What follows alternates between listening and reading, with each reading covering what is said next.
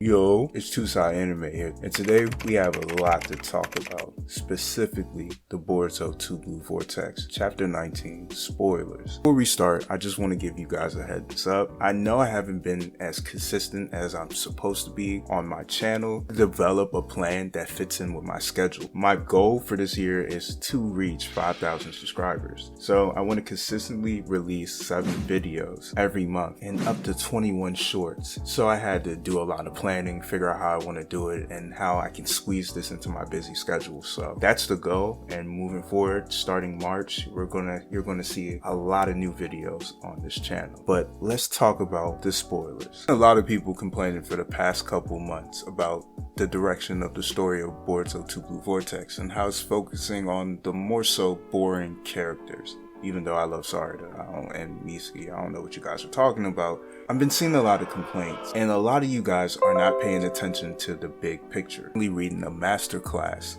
of good storytelling when it comes to a shonen series. If you've been paying attention to the videos I've been making on this channel, I've kind of expected that this arc is going to take. And based on these new spoilers, the whole purpose of this arc is to bring Momoshiki back into the story. That's everybody's favorite character that's been MIA since the beginning. And also bring in the Jogan. All the right pieces had to fall into place. For one, we have to see a Senju consume their target. I explained that in the second death incoming video I made featuring Konohamaru. Based on the spoilers, Konohamaru is finally being cornered by Matsuri. Ida is watching the fight from the Leaf Village, and she's seeing that Konohamaru isn't able to hold off Matsuri, which was stated at the beginning of the series that the Senju, the Gatri clones, are superpower beasts. They're not your average character. They're all above Jigen level threats. So it was a given that Konohamaru wasn't going to be strong enough to hold off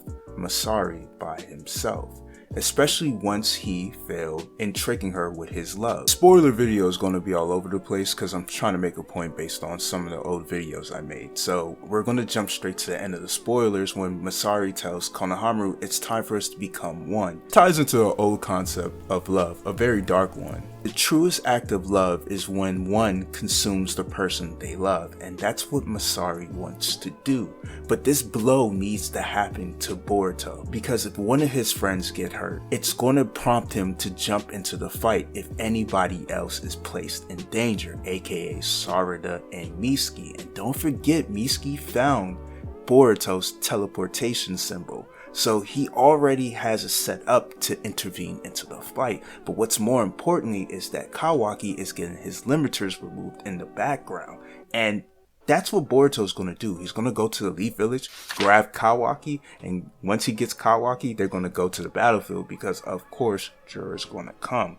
Like I said, these small events in these last couple of chapters is setting us up for the grand finale of this arc. Since it's obvious that Konohamaru is going to get consumed, we're going to see Matsuri activate her true power. Let's go back to the other part of the spoilers where we're seeing the battle between Mitsuki, Sarada, I think Yoda, and I don't know the other guy's name. They're kind of unimportant, but the guy with the sword with the iron that reflects Ryu's ability, he's cool. Based on the spoilers we've gotten so far, it states that Mitsuki is having trouble with the claw grimes released by Ryu, so he has to use Sage Mode. And I'm seeing a lot of people try to downplay Mitsuki for this, but once again, we are talking about above Jigen level threats, and the claw grimes are just nothing but distractions. So Mitsuki using his Sage Mode is him being on his toes, because Ryu can come out of these claw grimes and attack him. But more importantly, what I liked about these tech spoilers about Ryu, we're seeing Ryu is a very deadly opponent, and it makes so much sense because Shinki was a powerhouse in the tuning exams. During the fight, we see Sarada using her analytical skills and watching every move that Ryu is making. This is exactly what we saw her do in the Boro versus the new Teen 7 fight. So we know Sarada's cooking up a plan on how to defeat Ryu. And a lot of people again are complaining about her using her Chidori, which is a perfect match against Sand. Sarada hasn't used her ace up her sleeve, aka her MS Sharingan, because of the sword that is perfect counter to Ryu's ability. But in the spoilers, we find out that Ryu basically gets the sword and takes it for himself. So now Sarada has no choice but to use her MS Sharingan that is coming in next chapter. We're also going to see more of Mitsuki's arsenal when he goes all out to fight against Ryu alongside with Sarada. They're going to steal the spotlight next chapter. My prediction is Mitsuki and Sarada are going to defeat Ryu. Ryu as a character is going to die and they're going to get their hands on the Thorn Soul Ball. After this battle, Sarada and Mitsuki are going to be exhausted. It's going to be a real close fight. And then a fully awakened God Tree clone, Matsuri, is going to enter the battlefield. And this is where everything is going to go left. She's going to use her full power and push Sarada to the brink of death.